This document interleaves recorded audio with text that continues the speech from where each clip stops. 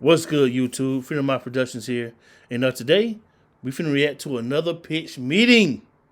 Uh, today pitch meeting they're doing Loki season 2. So I watched Loki season 2. Um, it was okay. I got nothing bad to say about it. It was okay.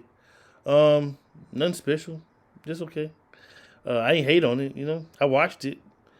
It had some good parts. It had some enjoyable parts to it. Um, I think a lot of people didn't like this season because it's a real big hate Disney bandwagon right now, and they hate Disney for anything. And it's another big thing too. A lot of people really want to hate Jonathan. What's his name? Majors, the guy who plays Kang. So it's a big hate train for him too. So I think that's why the season wasn't as big as the first one. I could be wrong, but I don't think this season was that big as the first one. And I see a lot of people online just trashing it. They talking stuff about Jonathan Majors. They ain't like the way he acted this season. And now I see a lot of backlash. People didn't like the way he acted in the new Ant-Man movie. So uh, I don't try to buy into all that crap. Jonathan Majors is a great actor to me. And this season was okay. But it's like a lot of people just like hating on the bandwagon.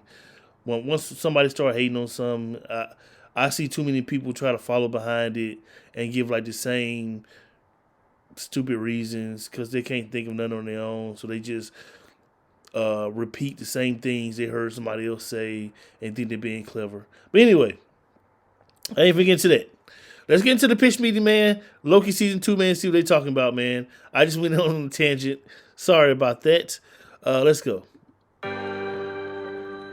So, you have some new Marvel content for me? Yes, sir, I do. Yes, sir, oh, I do. boy. And I gotta say, this strategy of ours to dump hours and hours of Marvel content onto Disney Plus, yeah, it was maybe a mistake. Oh. Yeah, we might have messed up on that. Anyway, too late to stop now, so what's next? Well, I was thinking we do Loki season 2. Oh, everybody's favorite villain that hasn't been an actual villain in about 10 years. Yeah, he's not my favorite I villain. say we double down on this show because it was one of the few Let's ones kill people Killmonger. actually seem to like. Very true. So what's gonna happen to Loki this time around? Well, you know how in season 1, Loki kind of learned to make selfless decisions for the greater good? Sure. Well, in this season, he's gonna learn to make selfless decisions for the even greater good. I like that. So after Sylvie killed He Who Remains at the end of season 1, Loki starts doing this thing called time slipping. What does that mean? It means he glitches like a video game character and uncontrollably jumps around to different times and places. Interesting. Yeah, and since he's going back in time, that means he can do stuff then that affects the future. I feel like that's not the explanation we had for time travel in Avengers Endgame. Yeah, well, time works differently at the TVA, meaning... It means that now that I've said that, I can do whatever I want and you have to get all the Hey, way that's a off good my point. back I didn't about think it. about that. Okay, let me get off of that. That's thing a of real good yours. point. So anyway, to stop the time slipping from happening, Mobius and Loki go see this guy named OB because he wrote the TVA handbook. Okay. And he says that this is happening because there are so many branching timelines that this thing called the temporal loom is overloading. Uh-oh, that sound like important time words. So what do they do? Well, Mobius has to bring this device to the loom, but there's a risk of his skin peeling off and spaghettification, and Loki has to prune himself at the same time. Pruning and spaghettification? That's right. Oh, horrible death words that make me hungry or tight. All right. So anyway, after all that, it still seems like this thing's gonna overload. Uh-oh. So they go find Sylvie in hiding to get her to help. And where's Sylvie hiding? Well, she's Sylvie in the didn't do past nothing working this at whatever season, fast really. food chain the studio has a good relationship with. Probably McDonald's. I'm loving it. So Sylvie adores working at this McDonald's because of the fantastic work culture and delicious selection of food. They have a whole variety of delicious offerings. I'm getting Will hungry be now, discussed stop. by the characters, yeah, but Sylvie doesn't want to help out, even though they tell her that her whole timeline's gonna stop existing if Yeah, she that made no doesn't. sense. How does that make sense? Free will or something. Now Yeah. Opie realizes he needs the temporal aura of He Who Remains or Miss Minutes to fix this loom thing. All right. So everybody goes back to 1893 Chicago to find a He Who Remains variant named Victor Timely. Right. And there's a whole bunch of chaos, and he ends up getting away with Miss Minutes. Oh yeah, that cartoon clock lady. That's the one. But she confesses that she wants to have a physical form because she's in love with them and wants them to,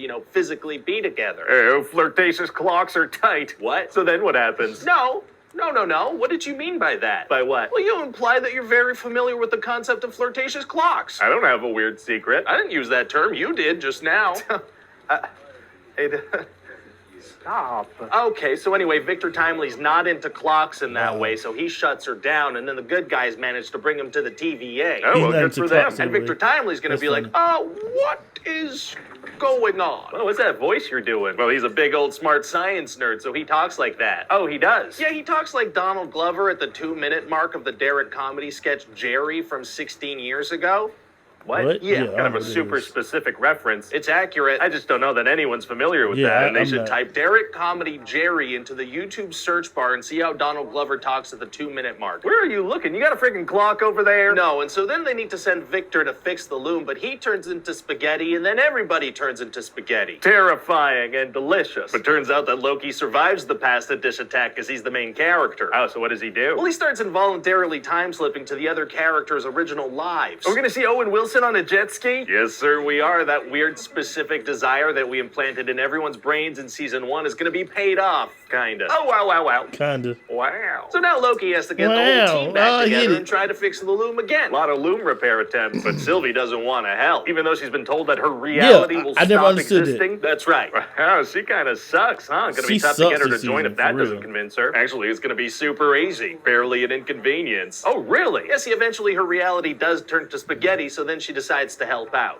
So they try to fix the loom again, but everything turns to spaghetti because they're too late. Mamma mia. But then Loki figures out how to control his time slipping, so he sets out to fix this loom earlier. So what does he do? Well, he spends centuries learning about physics, but every time Victor goes out, he still turns to spaghetti. Why does Victor the human have to be the one to go? Why can't Loki the god go? Well, because Victor's the one who invented this thing. So I say the same thing. Can't Loki have Victor troubleshoot through a communicator? Hey, shut up. So then Loki goes to see He Who Remains at the end of time, who's like, hey, you can save the loom by killing Sylvie before she kills me. Right. But Loki's like, I will not kill Sylvie. She's the best. She's not. So then Loki realizes he can destroy the loom and rejuvenate all the timelines and make them into a tree-like structure and hold them. How? Magic. That works. So now he's essentially sacrificed himself to oversee all the timeline branches all alone at the end of time forever and ever. Wow. Well, we've come a long way from the Loki that attacked New York City like a week before this. Yeah, like a week ago, but also centuries have passed since then. It's a big character transformation. Major transformation. He truly did replace a sewing device. Well, don't say it like that. Sorry. So what do you think? Oh, honestly, I think it's great. You know, you have a show with a distinct voice and a unique style, focusing on characters. It's good. Thank you. It's really good. In fact, I'd go so far as to say that nothing could put a damper on this.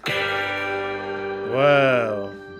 Hi everybody, Ryan George here. Thank you so much for taking the time to watch this video. I know with everyone's busy schedules, it can be hard to find the time to sit down and watch something. All right. That was pitch meeting for Loki season 2. Just had a brain fart there. Yeah, pitch meeting for Loki season 2. Man, like I said before, man, I thought season 2 was okay. I ain't hate it. I thought it was all right. I thought season 1 was okay. Nothing special really. I thought it was okay. I'm not a real big Loki fan. I never understood the obsession with Loki.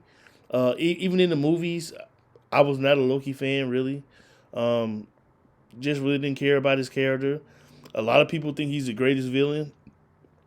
I thought he was just blah. My favorite villains are still like Thanos and Killmonger. That's just me personally. But yeah, man. Let me know what you think. What you think about the Loki season 2, and what you think about pitch meeting. And I think they make some great points, man. I think they make great points about the series that made no sense. But yeah, man. And let me know you excited to see a Loki season 3. I heard there might be a season 3, might not. I'm not sure. Do you think there should be a season 3 or not? And what do you think about Marvel right now? You think Disney Plus is giving us too much Marvel?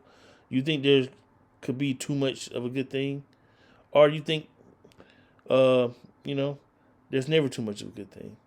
We know the Marvels is not doing too well in the movie theaters, and I don't know. But yeah, let me know what you think, man. And like always, man, thank you guys for watching, man. Subscribe to the channel, man. Freedom Mouth Productions, man. And until next time.